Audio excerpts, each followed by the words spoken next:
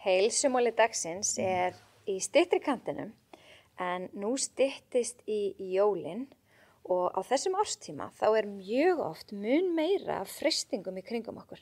Það bæði konfekt og smákökur og allskyns gotterí og þá einfaldlega líklegra að við borðum meira af því en við gerum áður eða höfum gert áður. Það því mikilvægt að vera svolítið meðvitið um það en alls ekki að banna sér allt heldur, leyfa sér og bara njóta. Njóttu hátíðina.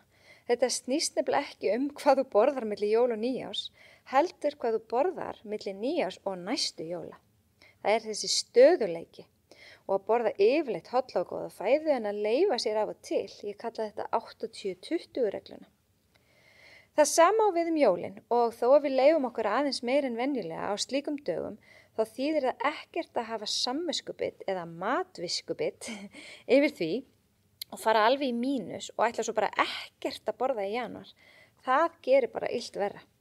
En ef þú vilt samt sem áður huga að heilsunni yfir hátíðarnar, þá mæli ég með að hreyfa þig reglulega. Fara í göngutúr eftir mat og borða eitthvað hollt á undan gotteríinu, því þá fóðrum við magann, til dæmis að borða tómata, harðfisk, hnetur eða eitthvað annað á undan konfektinu eða laufabrauðinu. Því það hægir á upptöku kolvetna og minnkar blóðsykursveiflur. Og göngutúrinn, hann gerir einmitt það nákvæmlega sama, hann lækkar blóðsykur. Mundu að borða líka hollan mat ef þú ert mikið að leyfa þér. En leyfðu þér að njóta jólakræsingarna. Hafðu gaman, vertu með fjölskyldu og vinum, borðaðu góðan mat og hlæðu mikið og nærðu þannig félagslegu heilsuna í leiðinni.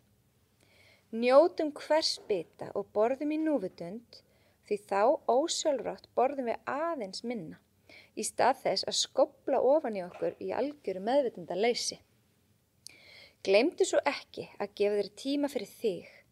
Gerðu eitthvað sem nærir þig andlega, hvort sem að púsla, slaka á, lesa bók, hlusta á hljóðbók, vera út í náttúrunni, elda, mála eða eitthvað allt annað sem nærir þig. Gleðilega hátíð.